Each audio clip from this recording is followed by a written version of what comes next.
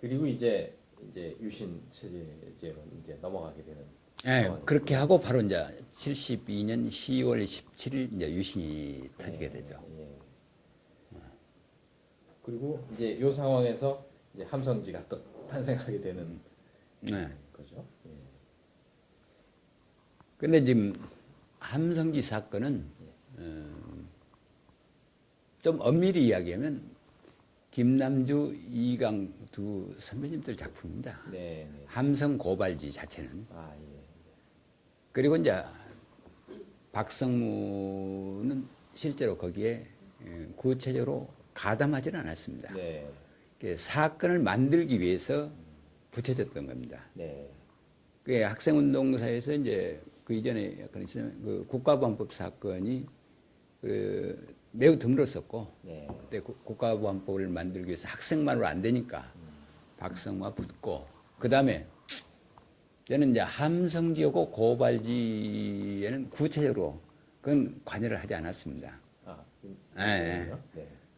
다만 72년 유신이 터지고 나서 유신이 터지고 계엄령이 발효가 되니까요. 네. 뭐 계엄령 발효되고 학교에 전부 탱크 막 진주하고 이제 이런 상황이 어마어마한 상황이었습니다. 네. 당시 우리 기분은 나라가 망했다는, 그때 이제 위수령 계엄령 뭐 이제 터지고 학교에 탱크가 진주하는 그런 상황이 되니까 나라가 망한 느낌이에요. 네. 매우 학생들은 비장했고, 네. 그런데 정치권이나 다른 데서 단 한 군데도 거기에 대한 반대 목소리가 없었습니다. 예. 예. 그러니까 이제 그래서 이제 바로 우리는 전남대학은 17일 날 네. 그날 몇몇 후배들하고 이제 모임을 갖고 유신 선포. 선포한 그날 저녁입니다. 10월 17일 날. 밤에. 네. 그래서 뭔가 저항할 수 있는 조직적 준비를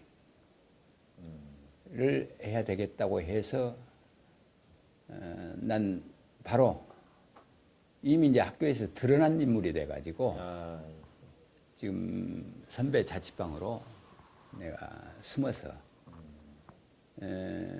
지금 데모 준비를 하기 위해서 이제 조직적 작업, 뉴페이스를 중심으로 해서 조직적 작업을 해 들어가고 있었고, 네. 그리고 이제 이강 씨하고 김남주 씨는 네. 나름대로 자기들도 뭔가 여러 가지 생각들이 좀 있었어요. 이강 씨가 지금 9월 달에 복학을 했습니다. 삼선견 때 군대로 가가지고 네. 72년 9월 달에 복학을 해가지고 김남주 씨하고 이강 씨는 조직을 가지고 있지 않고, 네. 그러나 뭔가 이제 학생들이 이렇게 있어서는 안 되겠다, 새로운 준비를 해야 되겠다고 두 분 나름대로 생각들을 계속 하고 있었고, 네. 우리는 구체적인 어떤 조직을 가지고 있었기 때문에 이제 그 조직을 가지고 조직을 어떻게 좀 더 확대하고 또 드러난 조직 위에 새로운 조직을 만들어서 지금 투쟁 데모, 지금 유신 헌법이나 유신 체제에 저항하는 스트라이크를 만들 것인가, 이제 요 고민들을 서로 각기 따로 하게 됩니다. 네. 네. 따로 해서 그 중간에 이강 씨나 김남주 씨를 한 두세 차례 만난 적이 있습니다. 이제 만났는데 처음 이강 씨를 만났을 때 9월 하순이나 됐을 겁니다. 72년 9월 하순이나 됐는데 이강 씨가 막 복학하고 네. 복학해서 뭔가 자기들이 또 준비를 해야 되겠는데 조직이 없으니까 그 조직을 가지고 있는 나를 누가 만나라고 해가지고 이제 법대에 있는 그 김용래 씨라고 있어요. 네. 김용래 씨 소개로 찾아왔더라고요. 아, 예. 찾아왔는데 공개적인 장소에서 수업 끝나고 물리대서 이렇게 나오는데 예. 당시에는 이제 내 주위에 한 10여 명씩 같이 어울려 다닐 때예요. 아, 근데 만나서 인사하자마자 이제 뭐 학교가 이렇게 무력해서 되겠느냐, 뭐 이제 정보부 불질러 버려야 된다, 못한다, 막 이런 어마어마한 소리를 공개적인 장소에서 하는 거 해요. 아, 그런데 당시는 뿌락치들이 매우 많을 때예요. 네. 정보 뿌락치들이. 예. 특히 이제 우리 같이 드러나는 사람 주위에는 많죠. 아니, 이 사람이 처음에는 의심을 했어요. 아, 이 사람이 처음 본 사람이 네.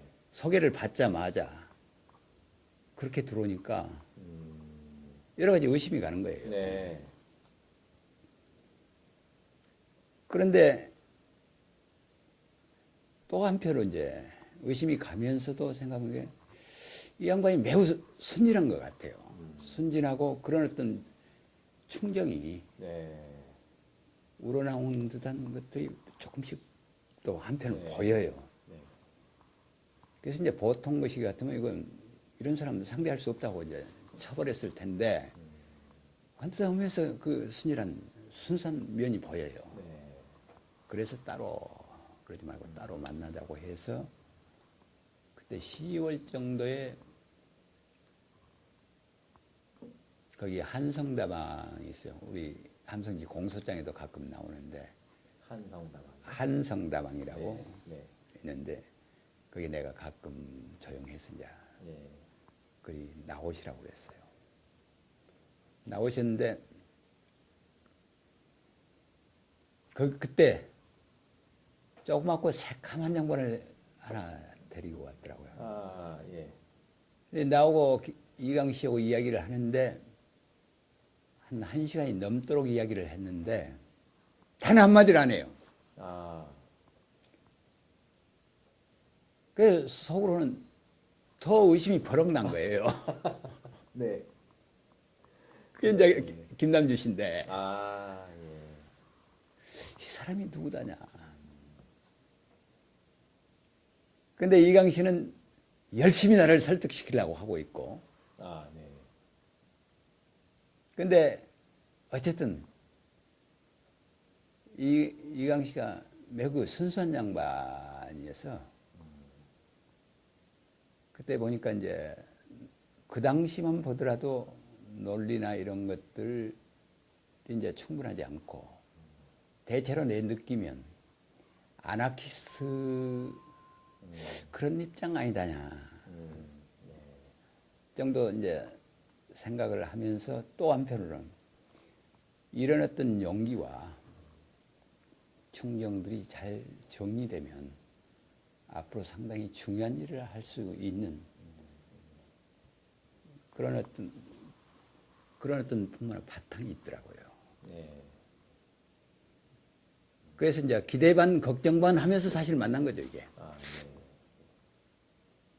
그런 과정을 두세 차례 이제 겪어봤는데, 그래서 이강 씨에 대한 조사를 하기 시작한 거예요. 나는. 네. 그래 이제 박성무를 만났어요. 근데 사실 이제 박성무 선배님 위치는 60년대 광주 학생운동사에서 영웅적입니다. 아, 예. 마치 대구의 여정남 씨 같은 역할을 했었죠. 네. 광주에서는 광주 학생운동에서는 60년대 학생운동에서는 뭐니 해도 이제 박성무 씨 역할 70년 초반까지 하고 전홍준 박사라고 있어요. 전홍준. 아,